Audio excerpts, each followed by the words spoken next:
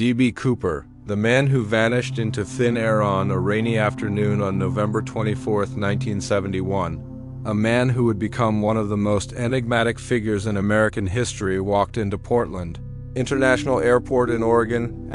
He purchased a one-way ticket to Seattle, Washington on Northwest Orient Airlines Flight 305 using the name Dan Cooper. To those around him, he appeared unremarkable, a man in his mid-40s, dressed in a dark business suit, white shirt, black tie, and carrying a briefcase. He was polite, reserved, and blended seamlessly with the other passengers. Little did anyone know that this man, later misidentified by the media as D.B. Cooper due to a reporting error, was about to orchestrate the only unsolved commercial airline hijacking in U.S. history. The calm before the storm Flight 305, a Boeing 727, took off, on schedule with 36 passengers and a crew of 6. Cooper settled into seat 18C, ordered a bourbon and soda, and lit a cigarette, a common practice in the era before in-flight smoking bans. Shortly after the plane was airborne, he beckoned the young flight attendant named Florence Schaffner and handed her a note.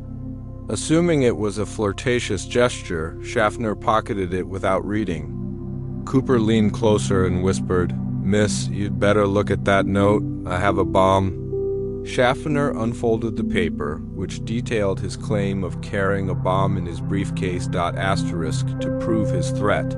Cooper opened the case briefly, revealing wires, red sticks resembling dynamite, and a battery-like device. Though the authenticity of the bomb was never confirmed, it was convincing enough to make Schaffner comply. Cooper's demands were specific and methodical: $200,000 in unmarked, negotiable American currency equivalent to roughly $1.5 million in 2025, 4 parachutes, 2 main chutes and 2 reserves, and a refueling truck standing by in Seattle. He instructed Schaffner to relay his demands to the cockpit and remain calm, assuring her he had no intention of harming anyone if his demands were met. The hijacking unfolds. The pilots, Captain William Scott and First Officer William Ratachak, contacted air traffic control, who alerted the FBI and Northwest Orient officials. Cooper's demeanor remained eerily composed. He sipped his drink, paid for it with cash, and even offered to tip the crew. Meanwhile, the FBI scrambled to assemble the ransom money, gathering $200,000 in $20 bills from a Seattle bank. The bill's serial numbers were recorded for tracking, and the parachutes sourced from a local skydiving school were delivered to the airport. Flight 305 circled Seattle for hours while preparations were made on the ground. Cooper stayed in constant communication with the cockpit via the flight attendants, specifying that no police were to approach the plane. Around 5:45 p.m., the plane landed at Seattle-Tacoma International Airport. Cooper allowed the passengers to disembark in exchange for the money and parachutes, but he kept the crew on board as hostages. He inspected the cash, ensuring it matched his request, and examined the parachutes, rejecting one reserve chute that was sewn shut, a dummy chute used for training, the daring escape with the plane refueled. Cooper issued precise instructions for the next leg of his plan. He ordered the pilots to fly to Mexico City via Reno, Nevada, at a low altitude of 10,000 feet with the landing gear down, flaps at 15 degrees, and the rear air stair, a unique feature of the Boeing 727, lowered. He also demanded the cabin remain unpressurized, conditions that would make a parachute jump feasible. The FBI and airline officials, wary of endangering the crew, agreed to his terms, though they warned that flying with the rear door open was risky. Around 7:40 p.m., the plane took off again, now carrying only Cooper, the pilots, flight attendant Tina Mucklow, and a flight engineer. Cooper directed Mucklow to join the others in the cockpit and close the curtain, leaving him alone in the passenger cabin. somewhere between 8 o'clock and 8:13 p.m., as the plane flew over the dense, rugged forests of southwestern Washington. A sudden pressure change indicated the rear air stair had been fully deployed. Asterisk Cooper, with the $200,000, weighing about 21 pounds, strapped to his body using parachute cords, leapt into the stormy night. The temperature was below freezing, winds were strong, and the terrain below was a mix of dense woods, rivers, and mountains. The plane continued to Reno, landing safely around 10:15 p.m., but Cooper was gone. The manhunt begins. The FBI launched an immediate and massive manhunt. Codename Noryuk, Northwest Hijacking. Asterisk search teams scoured the suspected drop zone, a remote area between Mount St. Helens and the Columbia River, but found no trace of Cooper, his parachute, or the money. The weather cold, rainy, and windy made survival unlikely for an unprepared jumper, leading some to speculate he perished. Yet no body or equipment was ever found. Deepening the mystery, the investigation was exhaustive. The FBI interviewed hundreds of suspects and chased thousands of leads. Cooper's description: 5'10" to 6 feet tall, 170 to 180 pounds, brown eyes, short dark hair, and a calm demeanor was circulated widely.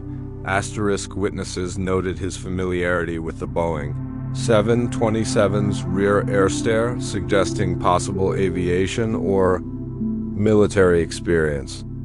The FBI considered whether he was a skilled skydiver, perhaps a paratrooper, or even a disgruntled airline employee familiar with the plane's design. The money clue for years. The case yielded no breakthroughs. Then, in February 1980, a boy named Brian Ingram, digging along the Columbia River near Vancouver, Washington, found $5,800 in deteriorating $20 bills. Their serial numbers matching the ransom money. Asterisk this discovery, about 40 miles from the suspected drop zone, reignited interest but raised more questions. How did the money end up there? Had Cooper survived and lost some of the cash, or had it drifted downriver? Despite extensive searches, no additional bills or evidence surfaced. Suspects and theories. Over the decades, the FBI investigated over 800 suspects. Asterisk one notable candidate was Richard McCoy, a Vietnam veteran and skilled skydiver who hijacked a plane in 1972 using a similar method. McCoy was caught and killed in a shootout with authorities, but his physical description didn't fully match Cooper's, and the FBI ruled him out. Other suspects included a former Green Beret, a transgender pilot named Barbara Dayton, and even a man named Dwayne Weber, whose deathbed confession to his wife, "I'm Don Cooper," sparked intrigue, but lacked hard evidence. Asterisk theories about Cooper's fate are endless. Some believe he was an expert skydiver who meticulously planned his escape and lived out his days under a new identity. Others argue the jump was suicidal, given the harsh conditions, lack of proper gear, and treacherous terrain. The fact that only $5,800 of the $200,000 surfaced suggests he either hid the money or lost it. Some speculate he was a foreign operative, though no evidence supports this.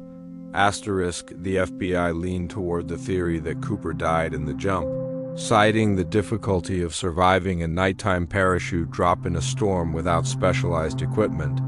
The cultural impact rectangular. D.B. Cooper remains a cultural phenomenon. His audacious heist inspired books, documentaries, movies, and TV shows, including the 1981 film. The pursuit of D.B. Cooper and episodes of shows like Loki, amateur sleuths, and true crime enthusiasts continue to pore over the case, with online forums and podcasts dissecting every detail. Asterisk the name D.B. Cooper has become synonymous with mystery and defiance of authority, a symbol of the ultimate getaway. In July 2016, after 45 years of investigation, the FBI officially closed the Noryuk case, citing a lack of new leads. They had exhausted all viable suspects and evidence, concluding that Cooper's true identity and fate might never be known. Yet the allure of the mystery persists. Did D.B. Cooper pull off the perfect crime, living out his days in anonymity with the remaining $194,200? Or did he perish in the wilderness, his body and the money lost to time? The answers remain as elusive as the man himself, a ghost who vanished into thin air, leaving behind a legend that continues to captivate the world.